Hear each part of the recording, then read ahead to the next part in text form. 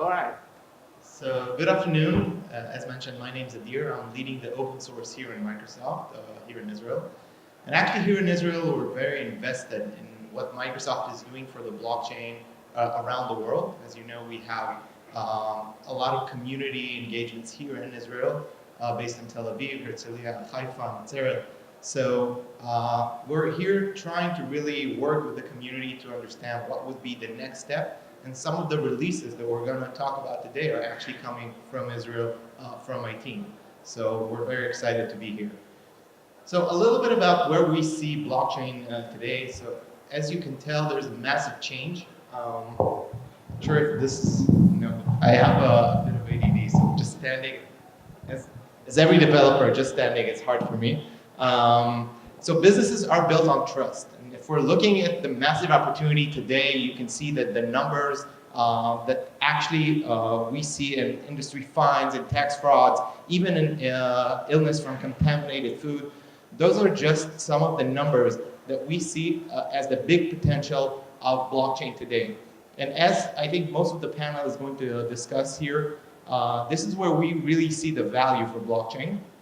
There's a lot of areas where maybe blockchain was originally introduced to the market, but if we're really trying to think about where this fits within an organization, within an enterprise, within our Azure cloud, what is going to be the offering, those are really the issues.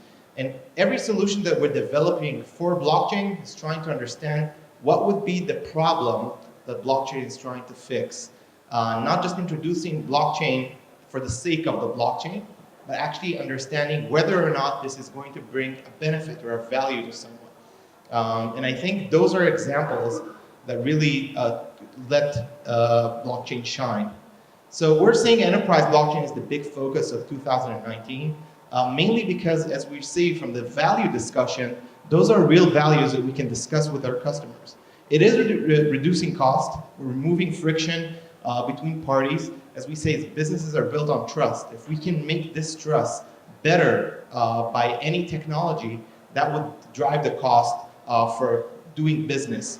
And as we've seen before, the cost of trust is actually real money. And it also allows us to mitigate risk. There's a lot of areas here when we're seeing risk, and usually when you see a lot of parties dealing with something that has high risk, there's also someone making money out of this risk. Usually an intermediator, an auditor, or someone that we can actually maybe change his role or reduce his role, and by that even mitigate the risk and again deliver the value. And the last thing is about processes. A lot of those processes today are not technologized because it's really hard to get to trust the technology to streamline that process.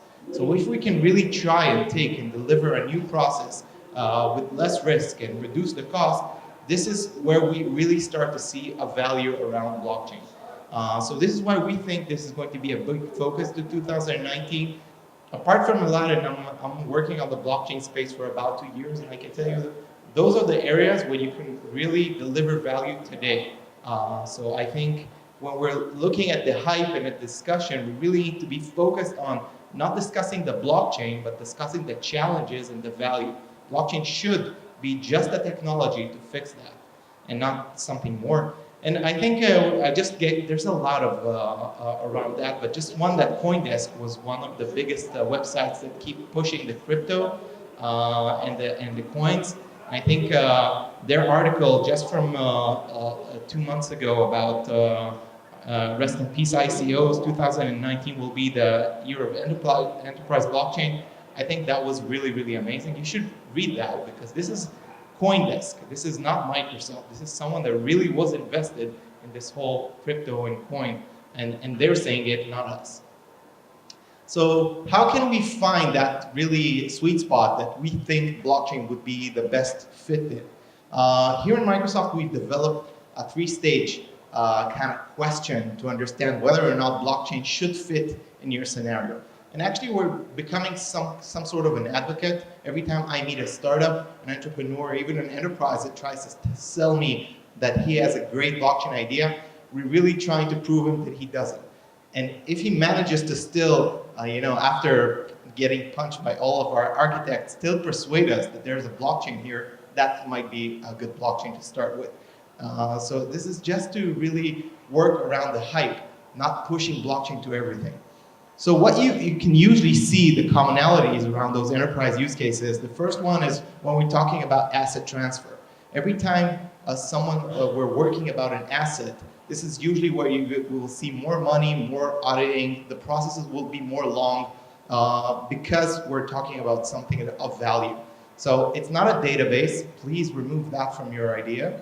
It's really, really thinking about where is the asset here, and are we managing an asset? The second thing is around the cross-organizational workflow. Usually we will find that where you have multi-parties dealing with the same asset. I think we just heard the example of supply chain, which is a great example of taking asset and delivering it by people or organizations that inherently they don't trust one another. They need something to allow them to trust one another. Today, that something is usually the auditing part.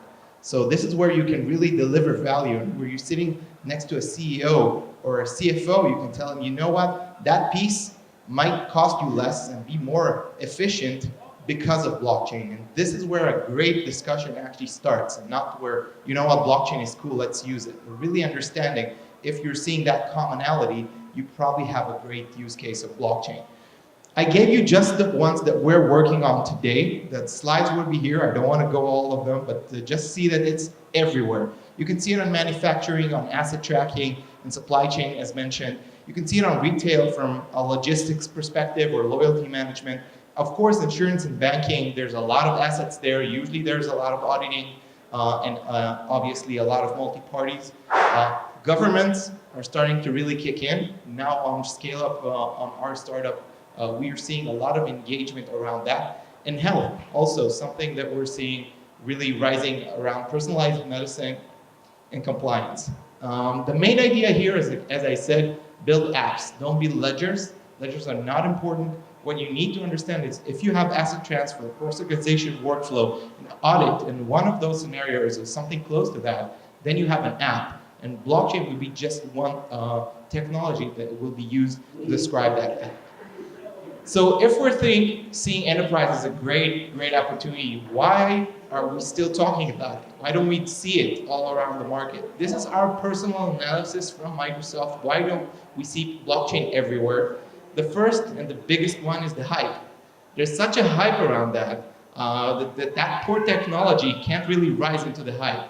And some people say they will fix everything. Some people think it's the cost of, and I've yet to see the technology that gets so many people that don't understand anything about it to be so emotional. So first of all, just put the hype on the side. Remember what we said on the first slides. Think about the value, think about the process. The second, I think, and it's also connected to the third one, blockchain is super immature and it was not built for enterprise. So there's a lot of stuff that should be fairly easy to a developer or an enterprise that are not easy on blockchain. And not easy is, again, as my team is working on that a lot, not easy is an understatement. Some stuff are really going back to the Stone Age. And if you're thinking in a developer standpoint, you would think about a framework that is here. You would expect a cloud to give you a framework here, and you usually find a framework that is mostly here because we're still working on it. By the way, it's not just Microsoft. Mentioned here IBM, and all of the players are just now ramping up to getting it enterprise ready. And the fourth thing is the path to production is super ambiguous. It's really hard to understand how to get into production because you usually need to have a few enterprises sitting in the room together agreeing on something which is not even on the technical level. You have to have a discussion that is far beyond the technical. It's about the value. This is hard. This is way harder than just developing the ledger itself. So just to help you from the Microsoft standpoint, we're here to announce the new version of Azure Blockchain Workbench. I don't have a lot of time, so I'm just going to cover it in 2 minutes, and if you want, there's links at the end. So what are we talking about when what are we doing here as Microsoft? And as mentioned, we're now #1. I didn't even know that, but that's cool to hear. So we have the enterprise ledgers, everybody's talking about that. We have a lot of SaaS tools. Usually those SaaS tools have nothing to do, most of the data is off-chain, and you have a lot of client apps and devices. And you need to connect all three of them. Usually most of the discussion will be downstairs. So which will be the best ledger? And you know what? In my experience, most of the ledgers are pretty good at that point. There are a few differences, but that's not going to be the biggest problem. The biggest one is actually connecting all of those together. Getting off-chain data into on-chain, getting users to be allocated within the ledger, building a client app for that. Everything that we would think about as a framework is not there. And if you're a developer, it's just about writing all of your application as a stored procedure. Okay, because blockchain is inherently a ledger, it's a database. You can't build a whole app around that. You have to have some elaborate framework for that. And if you just want to do the business logic part, think about all of the other stuff you have to do, deployment and ledger, and build a web client, manage keys, integrations, API management. All of those stuff are hard, they're plumbing, they're infrastructure, and we don't want to do them. And this is what we developed something that is called Azure Blockchain Workbench. It's an open source project. You can use it. It's definitely part of Azure today, so you can use it on any ledger. By the way, we're not committed to any specific ledger. You can use it on Ethereum or Hyperledger or anything that you want. And they're taking all of those little things that you want to do, the data platform, the enterprise integrations, the monitoring, the key, the API management, and trying to streamline it as a good framework to start working on. So if you're really using that, you can take all of the stuff that are taking data from secure off-chain and monitoring security, API, all of the plumbings that you really don't want to do, and have a framework that starts doing that. Just one thing, it's not perfect. As we're saying, we're in a journey. Everyone is in a journey right now, but that's the best thing, in my experience, that you can start working on so you can really focus on what we discussed earlier. Writing the business logic, understanding the integration between those partners, and extend the capabilities. This is really what you want to do with blockchain and not understand the plumbing. So I think the blockchain workbench actually allows you to get into the discussion that we think is more interesting. It's about the process, about the value, about the challenge itself. If you want to do anything or learn more about that, you're more than welcome to join our Blockchain Academy. There's one ending right now in March and one starting on April on the MS Reactor in Tel Aviv. You have here the labs or the demo if you want. If you want to discuss with me or any one of my team, you can do that on the Blockchain Workbench forum. Thank you very much for listening. And if you have any more questions, I'll be here outside. Thank you.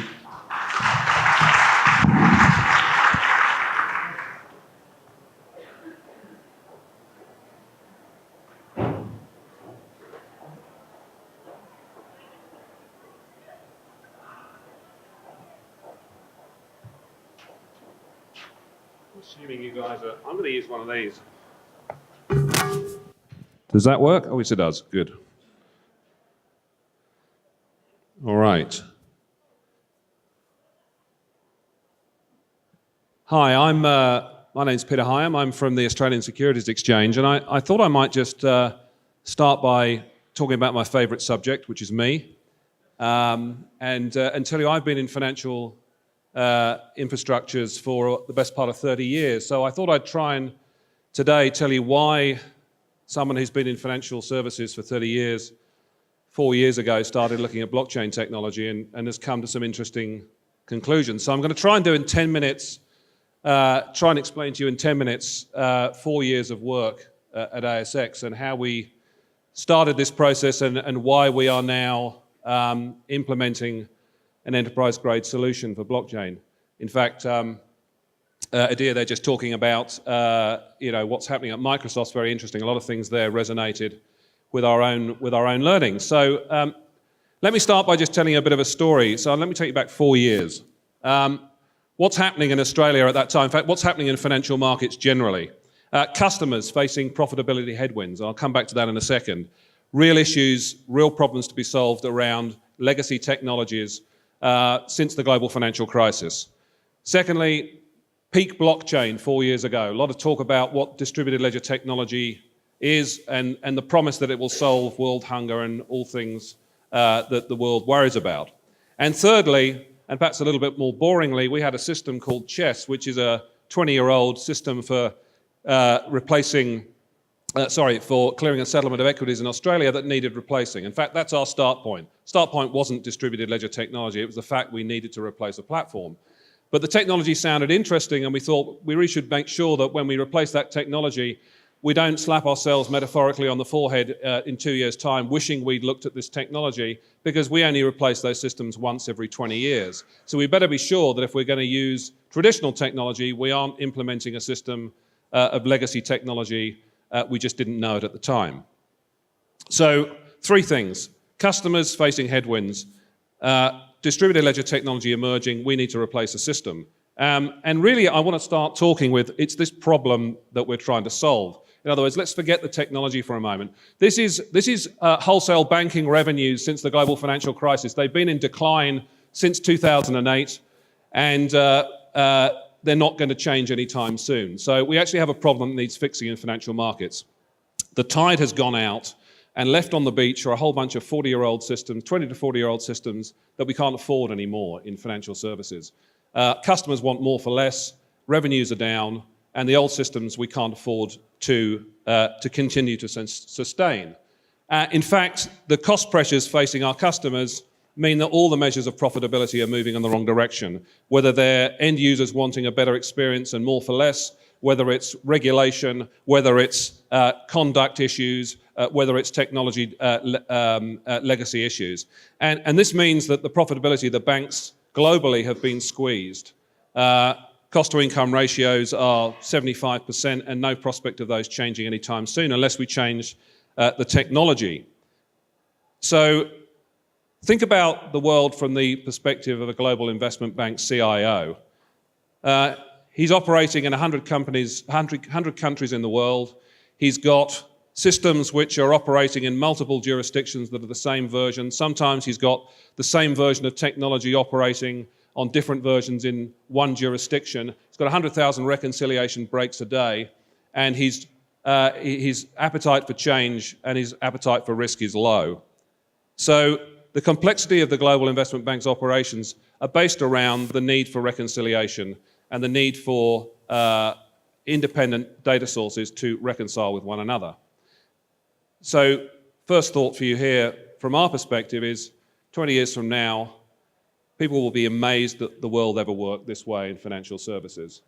That we used to have databases, that we used to send messages backwards and forwards to each other to check that what I've got is what you've got. And I'm doing that today, and I'm doing it every second, and I'm doing that every time there's a reconciliation break. We have to pull it out the system and reconcile it manually. So why is DLT interesting to solve the problem of reconciliation? Well, I'm not going to go through this slide in detail. Adir's already talked about the issues of cryptocurrencies, and I'm not talking about cryptocurrency. Cryptocurrency is over there as far as we're concerned. It's interesting. ICOs are interesting, but that's not why we looked at the technology. So the problem we are trying to solve is a problem of data reconciliation, not a problem of trust. It is not an anonymous market in financial services, and it never will be. But what's interesting about the technology is the ability for us to share data with one another and to independently verify that what I've got is what you've got without having to send messages backwards and forwards to each other. So that's a non-technologist trying to explain what actually DLT is. So it creates a shared source of truth that we can all rely upon. Now, I could give you a big lesson in why certain blockchain solutions are not suitable for financial services. But let me just say that in financial services, if you imagine it's a regulated market. If I went to a regulator and said, I've got this terrific idea for a system, and they go, okay, what's that called? I said, it's called blockchain. I said, well, who runs it? I said, you're not going to believe it. Nobody does. They go, that's interesting. They say, well, okay, and who's on the system? You say, well, you're going to love that as well. We don't know who's on the system because it's anonymous. You can imagine the start would be, well, I have to have somebody who's responsible for operating market infrastructure, number one, and number two, have you not heard of Know Your Client and anti-money laundering and anti-terrorist funding legislation? So from our perspective, DLT only works for us in certain implementations. If you look on the right-hand side of this slide here, particularly, there really are, you have to have a tick against all of those things from our perspective. So when Adir talks about the challenges of maturing the technology, often when we talk about that, we're talking about the challenges of consensus mechanisms that don't allow us to operate at the speed that financial markets operate at. For example, thousands of transactions a second. We're not actually interested in consensus mechanisms either, because we're not interested in solving a problem of trust. We're interested in solving a problem of data synchronicity. So whilst Bitcoin solved synchronization, and whilst Ethereum allowed us to automate processes and workflows across multiple parties, what it didn't solve was the privacy and confidentiality of segregating data amongst different parties. So the implementation of the technology we need is one where we segregate the data. So not everybody gets all of the ledger, everyone gets part of the ledger, but it all synchronizes to one source of truth, that source of truth being ASX, because we're a trusted party today. Nobody worries about how many BHP shares have been issued or whether ASX can add them up yesterday to the same number as they added them up the day before that. You need a smart contracting language that operates within that environment and is easy to use, and you need the throughput and scalability to operate at scale for financial services at thousands of transactions a second. So you end up with an architecture of segregation of data, not of one of public blockchain. So for us, a DLT-based solution for clearing and settlement involves distributing data in real time. It involves the characteristics of blockchain technology that allows us to verify the source of truth. It is secure and permissioned. In fact, it operates very much like the world does today. Everybody on the platform is known to us. Everyone operates to a set of rules that are run by us. The permission is secured and accessed, and I know that there are some West Coast views on blockchain technology that will be spinning in their grave, listening to me talk now, saying this is horrific. This is exactly what we were trying to get rid of, was people like the person standing on the stage at the moment. But the reality is we're not trying to solve a problem of trust. We're trying to solve a problem of data synchronicity. Because if we can do that and we can share data across multiple parties, it actually turns out there's almost no problem we can't solve. Tell me a problem we can't solve if I can share with you perfect real-time analyzable data and you know that it's true. So for us, whilst the way into this happens to be clearing and settlement, its application goes much further than that. Let me just give you a bit of a chest replacement so far. So Adir says, you know, there's a long way to go yet. We've been at this 4 years and we've got a little ways to go after that. We have been at this for a while. So we've spent a lot of time going absolutely down to the nuts and bolts of clearing and settlement and understanding the technology. It began with a hackathon back in 2016, and then into prototyping, and then into building industrial strength software that allowed us to then test the non-functional capabilities of the technology, get that audited by third parties. We didn't make a decision until actually December of 2017 that we were going to proceed with our partner, Digital Asset, a company that we're now working with on building the solution. We're now in that process now. We expect to implement the platform in March of 2021. And stakeholder engagement is a massive part of what we're doing, because it's actually not the technology that's the challenge here. It's getting, in our case, 120 customers connected to that technology, because that's what creates the infrastructure upon which cross-organizational workflows can start to be simplified. So let me just finish by giving a bit of a sense here of what I'm talking about. So that's chess today. That was the messages flying backwards and forwards. And that happens to the tune of about 2 million trades a day. If you imagine a blockchain solution where our customers are actually linked by a blockchain, it allows us to actually share the source of truth with them, but also have some customers that are choosing not to connect that way, actually choosing to connect via a traditional messaging layer, which means we don't have to get everybody to join hands and jump off the building with us at once. Customers can move to a blockchain-enabled solution at the pace that suits them, but it does allow us to start. And as I mentioned, once we've got that infrastructure in place, it allows us to think about solutions beyond chess, because if we can share a source of truth, then we can actually think about multiple workflows that go beyond equities into fixed income, into, in fact, well, really anything that is a workflow between our customers and, let's say, the listed companies of Australia. So, yeah, we see the use cases going even into the back offices and beyond of our customers. And of course, it's linked to data, analytics, and AI, which I don't have time to talk about here, nor do I have on that because I've already had the bell. I'm going to stop there and thank you, and I'll see you outside if you want to talk more. Thanks very much.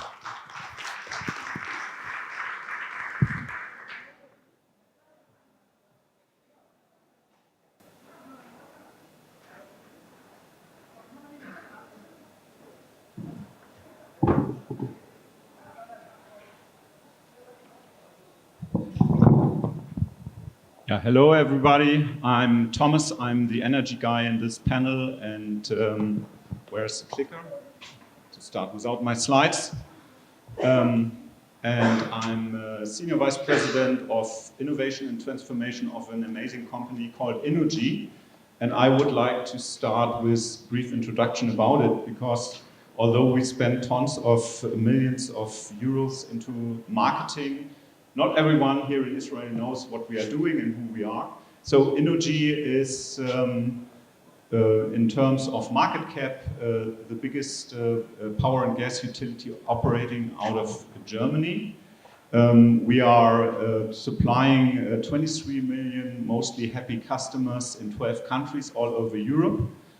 And we are operating some hundreds of thousands of kilometers of smart distribution grids on electricity. And we are operating 3.7 gigawatts of renewable generation capacity. So quite a big footprint in energy. I held a lot of management positions in this company throughout the past 20 years. What I'm doing right now, I'm CEO of an at-the-edge organization in Innogy, which is called the Innovation Hub. And we are searching for new business models which are behind and beyond the horizon of our present core business in energy. We are doing it by building and growing startups. We are running accelerator platforms. But first and foremost, we are strategic investors into startups, which in our point of view, build the energy system of the future. We are doing it by a strategic approach which goes along focus areas or lighthouses, or as we call it. We are operating out of Tel Aviv's lighthouse, which is called Cyber Ventures. In UK and Tel Aviv, we have a lighthouse which is called Smart and Connected, which is embracing all the home and building IoT stuff, intelligent buildings and so on. Disruptive Digital from Palo Alto in the Silicon Valley.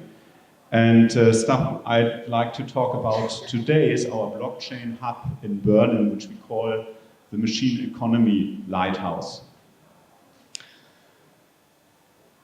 So that's a strategic angle of it. That's a, let's say, elementary school photo of myself 20 years back. No, I'm kidding, 30 years. So show me the money. What is, if you are interested in some numbers, we are 50 people in the Innovation Hub, which are working from these 4 places. We roughly scout 2,000 startups per year to try to find the best investment cases out of it. Our portfolio consists out of, in the meanwhile, more than 80 startups. And our equity invested throughout the past 2.5 to 3 years is 145 million euros.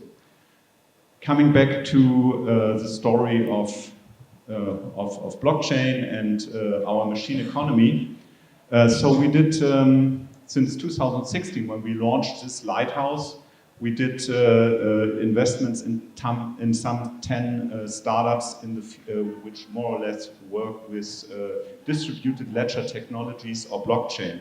There are some quite famous and known one, like for example, the Energy Web Foundation, which is a public energy-specific blockchain platform which enables the orchestration of a number of various use cases in energy, in mobility, in smart cities. There are some newcomers which you may have heard of, like Fractal, which is also, let's say, act as an enabler. And they provide identity solutions for the Web 3.0. Or, for example, one more example, Share and Charge is our self-incubated solution, which is targeting to provide a seamless payment and charging solutions for electromobility. So now 2.5 years on the road with our blockchain hub, with our machine economy lighthouse, it's a moment for us to hold back a moment and try to filter the sound and the music from the noise. As my esteemed fellow speakers already mentioned, we also fell a little bit short compared to our expectations into this amazing field of blockchain and their application in energy. Yeah, that's about what is the value development of our startups, how much of these solutions really land in the business, made us a little bit reflective on hindsight, and we ask ourselves, why is that? Why didn't we really cope with the amazing expectations we had 2.5 years back?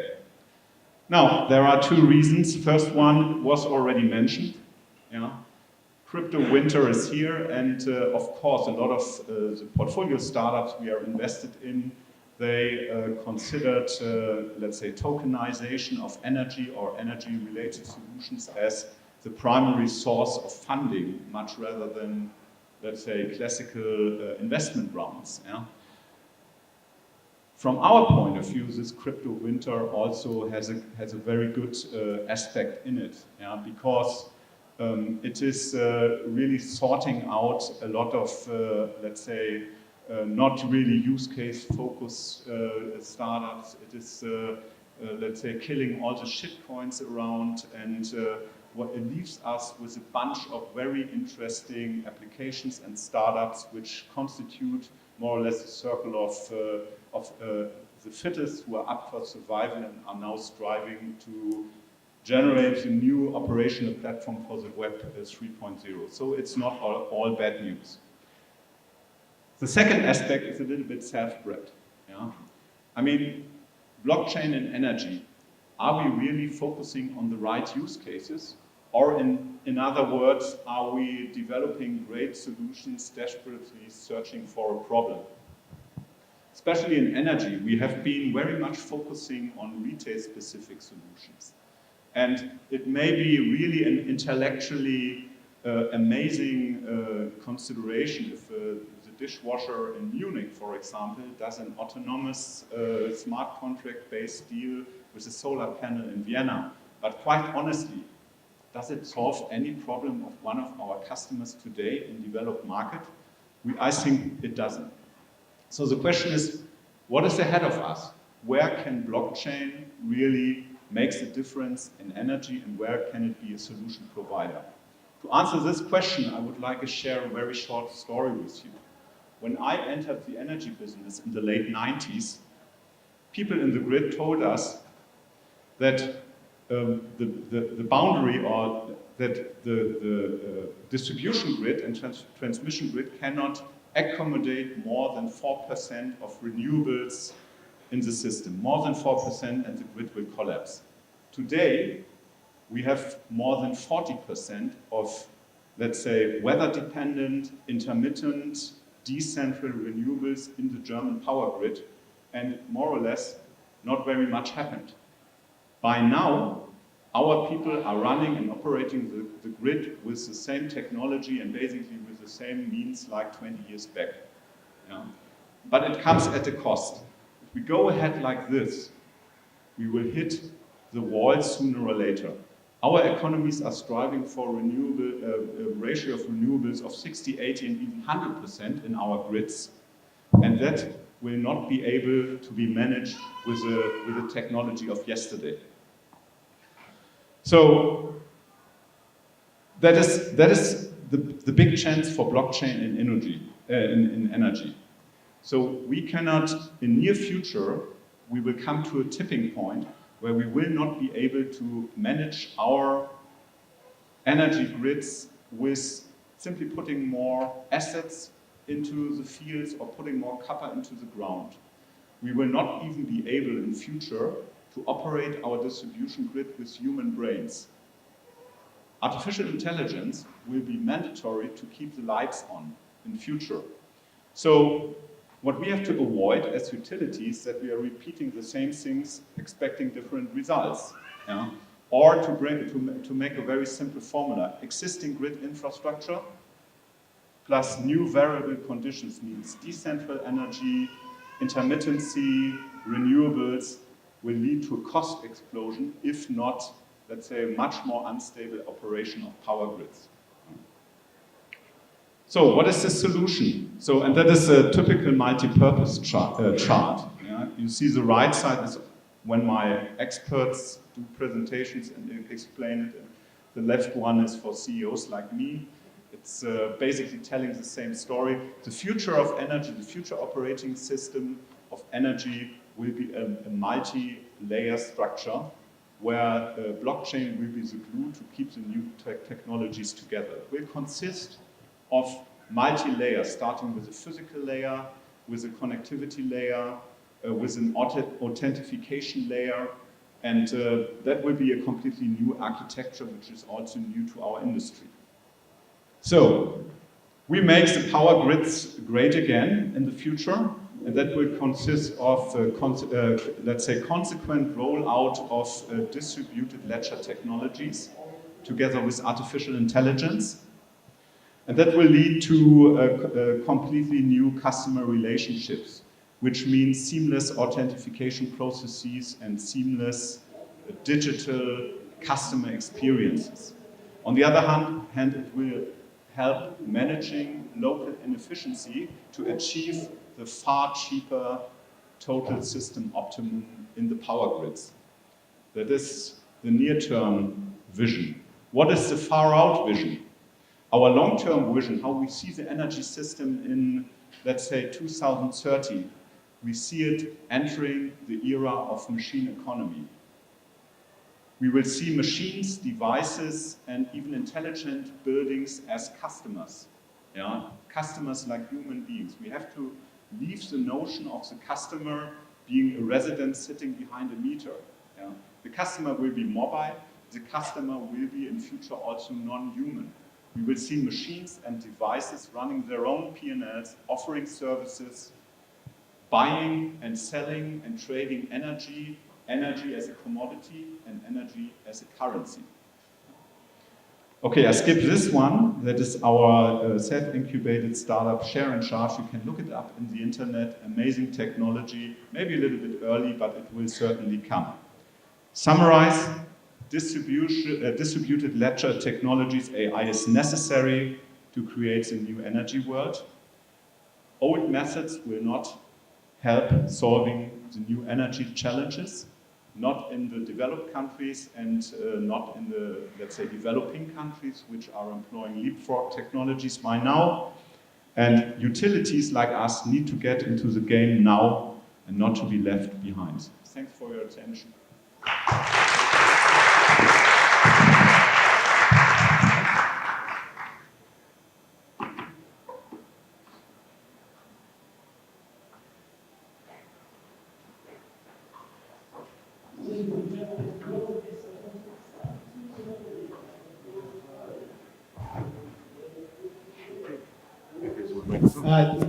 Thank you, Peter, Thomas, and Adir. You guys did a great job.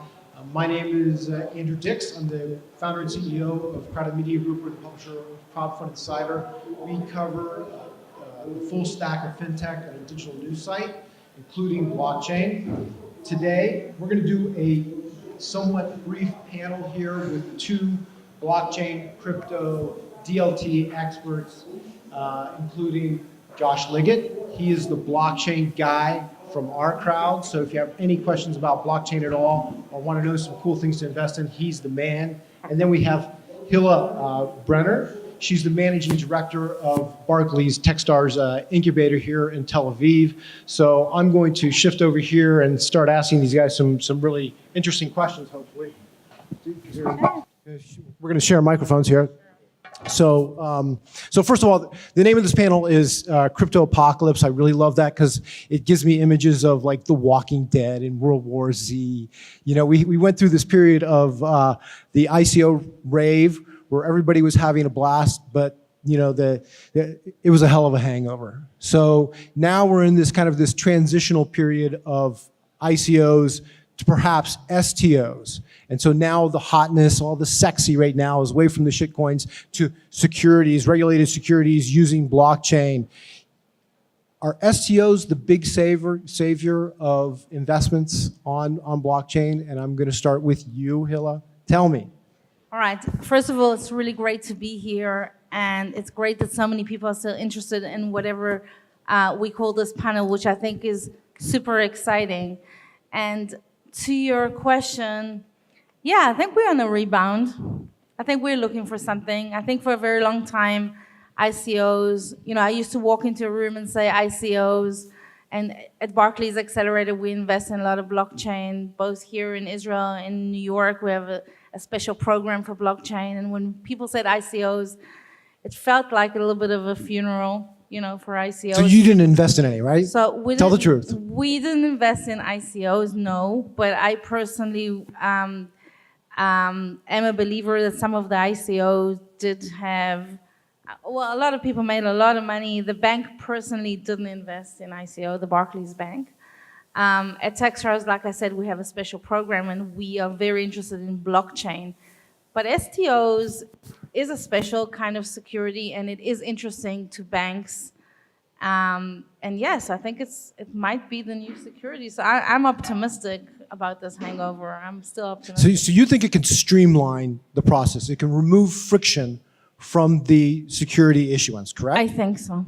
Okay. I think so because I think there is still, I think you heard such amazing blockchain revolutions going on, great solutions, technology solutions that are actually really helping real problems and real pains. And they need some kind of security and yes, I think it can streamline it. All right, Josh, tell me. What do you want to know? I want to know if STOs are the real deal. Are they going to make crypto cool again? Yeah, so STOs are really cool, but they don't change that much. So they definitely streamline. They definitely help out on a bunch of different areas, but when it comes to an actual security, there's two big issues that I like to point to that blockchain as it is right now, or what current offerings are, don't solve. The first one is market making. If I have a security that no one wants to buy, blockchain will not change that. Maybe it'll have, maybe it'll open things up a little bit more, but you still need someone to buy it. So market making is a huge issue. The second issue is the dissemination of information, and this to me is a humongous issue. If you have a startup that's a late stage pre-IPO where they're totally fine with all their information, and maybe they're okay with stuff going out, maybe they'll be okay with allowing some of their under the radar stuff being shown to the world. But an A-round, early stage company, you're talking about EBITDA, revenues, a price per share. Having an early stage startup have that out there within any sort of... They don't want that. Of course not. That's the reason why they're private and not public. If they wanted that, they'd go public. So those are two issues that have not been solved yet. And I think the big impediment to the really allowing for the world that people talking about this utopia where these assets are just flowing, in between people, decentralized, beautiful. You have to solve those two issues before you even begin. Forget scalability, forget everything else, but those two are the biggest two issues to start. Yeah, so I look at what's going on in the United States, and the feds are going enforcement happy right now, and they're just slowly picking off one after another, and I don't see that stopping anytime soon. At the same time, the issuance of STOs, while there have been some Reg Ds, that's kind of where it stopped, and there's still a lot of grayness and questions there. So the theme is everybody's talking about it, but do you know anybody that's ever bought one? Right, so I think there's potential there. I think there's the ability to remove friction in the back office, which is not that sexy, but it costs something. But we still haven't quite figured it out yet, right? Yeah, I definitely agree. And again, you have to view them as assets. You don't view them as these special unicorns of magic that now you've tokenized something, so now it's this different thing. It's a pass-through entity. It's like an LLC. So maybe you have some hard-coded regulatory aspects into it so it can go faster, but it's the same thing as a regular asset. Can we tokenize other assets besides debt, equity, real estate, art? Talking about startups? Well, perhaps. I think you could, 100%. But again, I go back to, not to beat the horse that's already died, is that you have to fix those two things. And that's something that at our crowd we deal with on a daily basis. Is the big thing that we have to sort of solve is this information issue.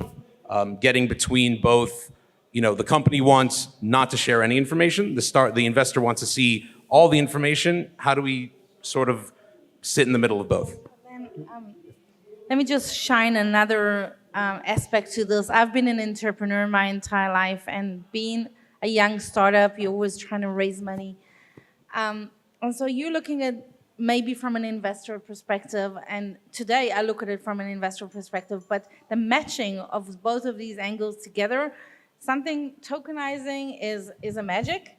It can happen. A lot of startups can do it, and I think I'm still optimistic that somehow the dust will settle and something good will happen out of all that. Okay, so we're running a little bit behind here, so I'm going to move this along faster. Josh, you and I had an interesting conversation the other day. So ASX, they're doing something really cool. They're not alone. All exchanges around the world are looking at this, kicking their tires. ASX is just a little bit ahead than other people. And then you have some early stage companies that are doing it. In the States, you have T0, you have Open Finance, you have Shares Post. And in Europe, you have a couple of platforms that are doing it too. You guys, our crowd, is actually looking at blockchain tech and seeing that perhaps, no big announcements here at some point in the future, they could incorporate blockchain for primary issuance and perhaps secondary tradings at some point in the future. So the pie in the sky goal with something like our crowd is obviously to create some sort of secondary market. Should be really cool. Which would be incredible. And it's something that there's nothing, like you said, there's nothing actually happening. It's something that we're trying to figure it out how. Getting away from the regulatory aspects, which is a huge headache of trying to figure this out. It's just a massive, massive impediment of just trying to figure out how in the world to do this. But we're definitely looking at technology plays in terms of investment with a combination of strategic value. That's definitely something we're looking at is, hey, we can invest in this company. They do issuance of STOs. They could help us issue STOs. But you have to solve the issues I talked about before. So one thing, for example, that we're looking at, which I think is really cool, a term that many people in this room may or may not know, is something called a zero knowledge proof. Looking into the implementation of a zero knowledge proof on information. Privacy is a big thing in blockchain. So trying to figure that out is something we're really into. If you guys figure it out, that would be awesome. Yeah, I really think that. So I'm very excited about that. Anyone can figure it out. It's probably our crowd. Yeah. All right, next question. Permission versus permissionless. I mean, this is a big debate within the community. Some people say, if you're permission, you're not really blockchain. You had Adir, who was here a second ago, talking about Microsoft's vision in the future of blockchain. I recently went to a conference where it was a lot about permission, enterprise iterations. They said, sure, permissionless is great if you don't mind that it doesn't scale, it's slow, and it uses a ton of energy and it's expensive. So tell me, Hilla, is Ethereum just a cool experiment? I think it's not just a cool experiment. I think it proved that even though things, like I said, the dust is settling now, and I think there's a lot of very big institutional investors that are still looking at permissionless. I think it can be streamlined, and I think it can be changed, and I think there's a lot of the things that you spoke about that are major issues, but in general, I see that we're not altogether staying away as institutionals from permissionless. So I wouldn't just put it past me and say it's dead. Josh? So first of all, Ethereum is a really cool experiment, regardless of whether or not it's going to succeed or not. All right, it's really cool. I give that to you. So that it's really cool. Ethereum, as it stands right now, is just they need to fix it, which is why they've been talking about Casper. But just for a really long time. Yeah, just like the White Walkers, everyone's waiting for White Walkers to come. Everyone's waiting for Casper to come. Winter is here. And Ethereum 2.0 with 3.0, they have to fix it. It's as of right now, everything in the market right now that's permissionless, and permissionless is awesome, and I think it's really, really cool. It's all like a pipe dream. There's nothing that's really great out there that can solve all the problems. There's really cool, like little slivers here and there. Like the concept of Ethereum is incredible. Or like Beam, or like Grin, Mimblewimble is really cool. But you have to fix so many different things. You have to fix scalability, you have to fix all these different things. So and something I speak about a lot of people is I don't know if Ethereum is gonna die. Ethereum might die tomorrow. I have no idea. Bitcoin might die tomorrow. I have no idea. Many people think it's already dead. So the reality is that we're going to see. I'm blockchain agnostic in terms of permissionless. I don't know which one is going to win, but I know there is going. I am also a believer that there is going to be some permissionless ledger, or a combination of permissionless ledgers, which do gain mass adoption. It adds some value to the ecosystem. So you're agnostic with permissionless. Do you have a preference when it comes to permission? Personally, I don't. I think we're still waiting. That's we're a still diplomatic waiting. answer. Yeah. Very diplomatic. Honestly, I haven't had enough experience of really diving under the surface of all these different permissioned ledgers. There's some I like less, which, if I'm not on a microphone, Okay, I don't talk right. about. But I don't think anything has really stood out yet. I really don't. I think everything's sort of been flat so far. Hilla? I kind of answer the same. Okay, excellent. So I want to go for the 4 bells here, but what are you guys looking to invest in now? I know that you guys are listing a bunch of blockchain-based companies over the coming weeks, aren't you? Are we talking No, protocols? definitely not. Protocols? Are you talking So we're apps? working. Yeah, so we're working. The problem that I see is that a lot of the really, really cool blockchain stuff is super early. So we really are working with the rest of our ecosystem and our partners in order to help, our investment process. So the first thing is, I happen to be a mentor over here at Barclays Accelerator. So, send some deals over there. We have an incubator, Labzo 2, which we send some deals over to as well. So it's something we're very much looking into: picks and shovels, zero knowledge proofs, privacy, scalability, supply chain management. Also within supply chain management, specifically proxy, to confirm that this thing is actually this. Yeah, that's hot. Yeah, and then and those are just specific areas that we're looking to. But picks and shovels and protocols is definitely what we're looking Trade at. finance. For sure. Yeah. Hilla, you got some cool stuff. So Techstars is a worldwide network, right? So we see incredible deal flow. We're actually the most active seed investor in the US today. So we invest in nearly 2 companies a day. Our portfolio is about $80 billion today. And some of it is blockchain. It's very difficult to say how much of it is blockchain at the moment, but we're really increasing actually, and we have a really big appetite for actual blockchain solutions. We have one in the Tel Aviv cohort here, which was a mortgage, StreamX. We have some really exciting ones in New York. We have actually 10 from the last cohort, which are doing real estate, exceptional accounting tools, and very incredible blockchain technologies. So we're looking at all that, and trading, of course, which is super interesting. So you're both bullish on blockchain. Yes, we are. It's going to save the world, isn't it? Listen, we are here in this room for a reason, because it made a change and will make a change. All right, there's my 4th bell. Thank you two very much. A big round of applause for Josh and Hilla, please. Thanks all for coming. Thank you, our crowd. You rock. Yeah.